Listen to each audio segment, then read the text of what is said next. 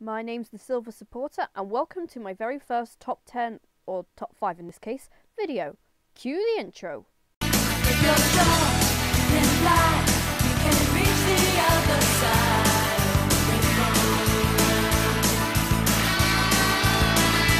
It's alright, take a chance, 'cause there is no circumstance that you can't handle. When you use your mind, sonic boom, sonic boom, sonic boom, keeps you running. Sonic boom, sonic boom, sonic boom, save the planet from disaster. Sonic boom, sonic boom, sonic boom, spinning through a whirling motion. Sonic boom, sonic boom. Now, as the title suggests, today I'm going to be talking about the top 5 most shocking plot twists, in my opinion. So please, please, please do not spam the comments. Oh no, you should have put this in. Oh no, you should put that in, because I will not listen. Because A, I probably wouldn't have heard of any of those games, and B, well, I probably wouldn't be impressed with the plot twist anyway. And also, because I'm talking about plot twists, this video is going to be riddled and riddled and riddled with spoilers. So if you're not a spoiler fan, leave now. I've been looking for you. You're the Iblis trigger. Your actions will condemn us all. Persona 4, or Persona 4 Golden, whichever one you want. The revelation of the real killer. So if you don't know the story, you play as this guy who has to go and live in Inaba with his uncle and his cousin, but suddenly there's tons of murders. Ooh, murders! But there's one slight little problem. You don't know who the killer is, and you've got to go and find out with your new persona powers. Look! So at first you think it's this creepy guy from the paparazzi who's trying to take a picture of Rise, and then you think it's Mitsuo Kubo. And he has like the weirdest level in the whole of Persona 4. I mean, look at his shadow. It's like a massive baby thingy with a massive robot thing around it, and yeah, I don't know either. And then everybody thinks it's Taro Namatame because he kidnapped Nanako. So hooray, mission solved, yay! Not. That's right, Taro Namatame was only kidnapping these people to supposedly save them, because he thought if he put them in the TV when they'd appeared on the Midnight Channel, then they'd be saved from the real killer. But this isn't the case, as the real killer actually put them in the TV in the first place. And that real killer is this guy.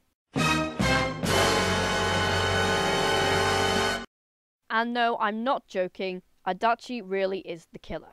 When you start to raise suspicions about him, you go over and confront him, and he's like, no, it wasn't me, and then runs off. And then it appears that he's jumped into the TV world as well. So when you go to confront him in the TV world, he confesses to have tried to rape Mayumi Yamano, but only to accidentally push her in the TV. No! She fell in. And then he tries to seduce Saki Konishi, only to be slapped in the face, so she gets pushed in as well. Getting pretty cozy with that Namatame. Huh. So I'm not good enough for you. Well, I know how to deal with girls like you. No! Poor Adachi. It wasn't really his intention to kill them, but oh well. And then he let Taro Namatame kidnap them all and shove them in, so basically he was watching all the fun. What a bastard.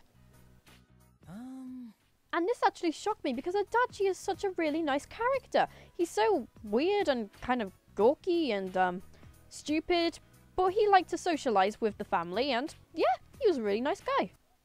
The only reason why he's at the bottom of the list is that when I was watching the walkthrough to Persona 4, I did have a little suspicion that the real killer could be Adachi, but I quickly dismissed this, and then it turns out I was right. Your actions will condemn us all. Pokemon Mystery Dungeon explores a time, darkness and sky, who you really are.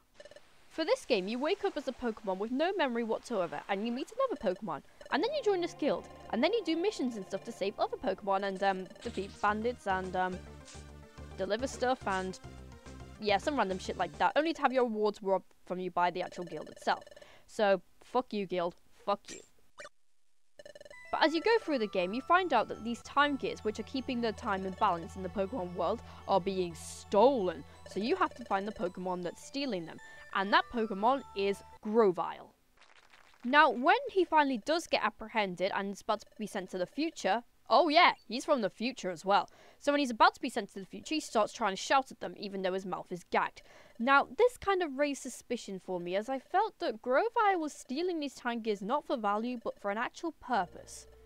And, well, it just struck me as a bit odd.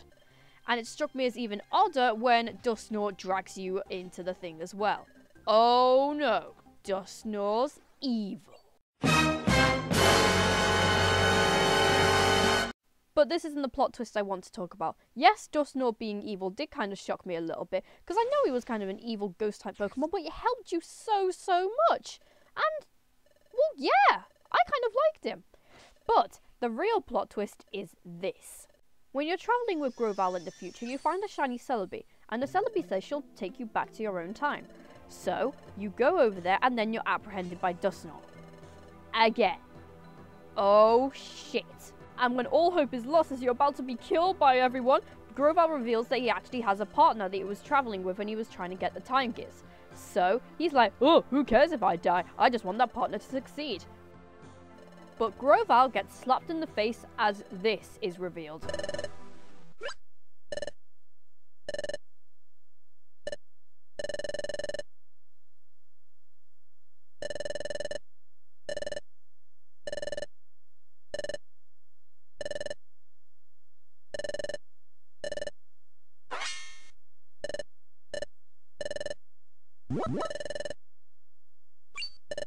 Oh yeah, it turns out that you are the partner, and you came from the future with Grovile. That is just wow. When I started playing this game, I thought that you'd just fallen off a boat because of all the lightning and the storm and stuff. But no, it reveals you were going through a portal with Grovile, and you were attacked, and you were hit, and you suffered amnesia, and you turned into a Pokemon.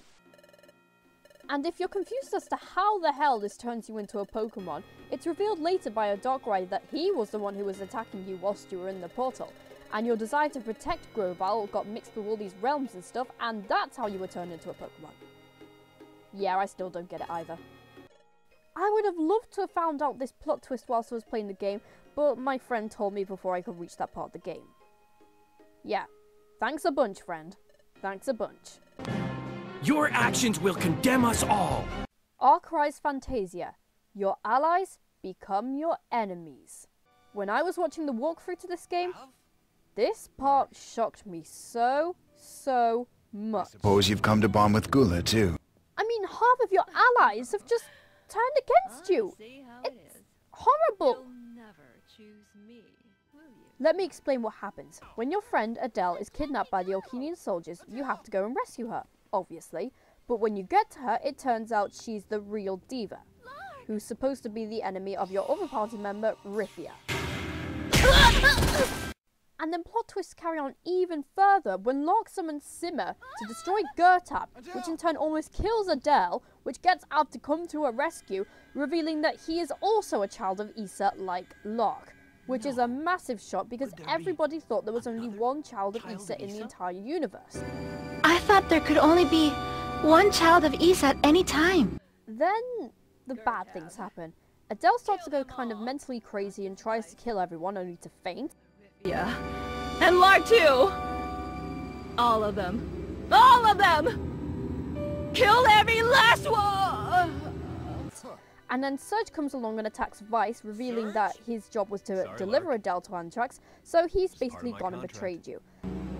Your friend Surge here is really just a mercenary hired by old Kina to protect Lady Adele. He's right. My job is to deliver Adele safely to Anthrax. Thanks for thinking I was a bandit. That made things a lot easier. Surge?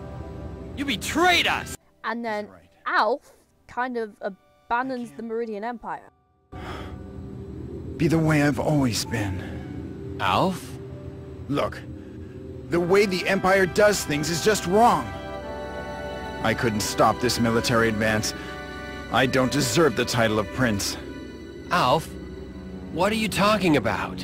I'm abandoning the Meridian Empire. No, I'm only leaving it so that I can save it. And that just blew me out of my seat. Because Alf turning evil, he's like a little idiot. A little wimp. I class him as like the second wimp, first being Nico. Hey, come on! That's not funny at all! And then the final blow is Leslie also betraying you. Well, I kind of always suspected that, but still. It's a bit harsh. But I have a job Little bitch. Leslie, if you want to come with me, I'd really enjoy your company. I guess I can do that. And do you think all the betrayal is over? Think again. Later, Clyde goes and joins the group as well, which is just mean. Well, I mean, he's kind of like following Sir Alf in whatever way he goes, la la la la la, but still. That's just being a bit mean to Log. You poor Log gets all this grief. I know there's many other plot twists in this game, but this was probably the main one. The one that kind of set all the others off as well, so yeah. There you have it. Your actions will condemn us all! Portal 2. Wheatley's betrayal. Wheatley, by far, was one of the only characters, but my favourite character in the whole of the Portal series. He's just brilliant, albeit a moron, but brilliant! I loved him so much! Hey, buddy, I'm speaking in an accent that is beyond her range of hearing. Look, Metal Ball, I can hear you. Run! I don't need to do the voice. Run! Run! Run! Come on, I'm closing the door.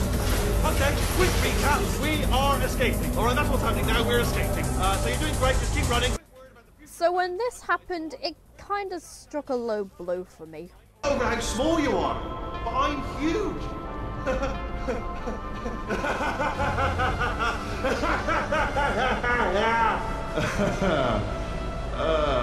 Actually, why do we have to leave right now?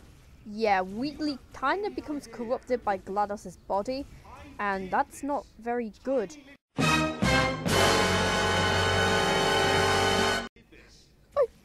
I didn't want him to be corrupted because I love him so much.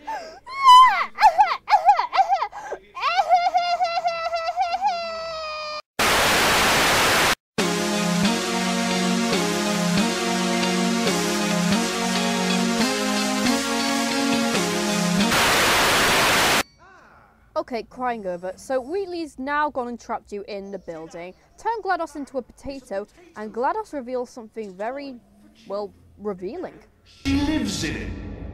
I know you. Sorry, what? The engineers tried everything to make me behave, to slow me down. Once, they even attached an intelligence dampening sphere on me. It clung to my brain like a tumor, generating an endless stream of terrible ideas. No, not listening, not listening. It was your voice. No, you're lying, you're lying. You're the tumor. I wouldn't really call this part a plot twist myself, but just Wheatley turning evil's just shocking. I mean, he's such a lovable character. How can he just turn bad? Oh well, guess that proves he really is a moron then. Could a moron punch you into this pit? Okay, sorry. Let's just carry on to the top one. Your actions will condemn us all! I swear to God, I'm gonna get so much hassle for putting this as number 1. Pokemon Ranger Guardian Signs, the real leaders of the Pokemon Pinchers. I know lots of people are thinking out there, there's not really any plot twists in Pokemon Ranger. Yeah. But seriously, this one caught me off guard. So throughout the game, you meet many supposed leaders of the Pokemon Pinchers. You meet Red Eyes, you meet Blue Eyes, oh, and there's Purple Eyes as well. I kind of think he should have been called Yellow Eyes, but hey, red and blue makes purple. But no, Purple Eyes is not the leader of the Pokemon Pinchers. That's what I thought. I genuinely thought he was the leader, but I was completely wrong. So I got the shock of my life when I found out who the real Pokemon Pincher leaders were. These 3. Oh, and there's this guy as well, but I don't really care about him. Let me introduce the Society. 3 veterans who are now the leaders of the Pokemon Pinchers. This, I never, ever expected. Well, I mean, Hocus was a bit suspicious in the game, and I just never really liked the character. But Casa, I just never, ever thought she would be evil. Introducing herself as a master of disguise, I really loved the character. I warmed up to her, and she was such a nice lady. So when I found out she was evil, that was a really low blow. It was just horrible. How could a nice old lady like that just suddenly become evil? And I still refuse to not like her because her boss battle as well was just brilliant. I mean, she had a Ditto. Well, when I did first see the Ditto, I was like, oh, this is going to be a boring fight because it's just a big splodge thing. And yeah, nothing's going to happen. Until this happened.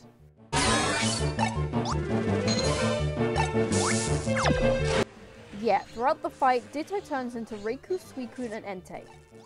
Oh dear. As for Edward, well, I can't really remember the character much. Maybe I liked him, I actually don't know.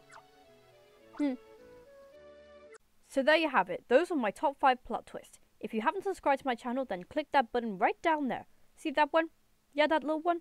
I'm not sure what colour it is now in your time, but yeah, just click it. Thank you for watching, and I'll see you guys later. Until next time, Lark.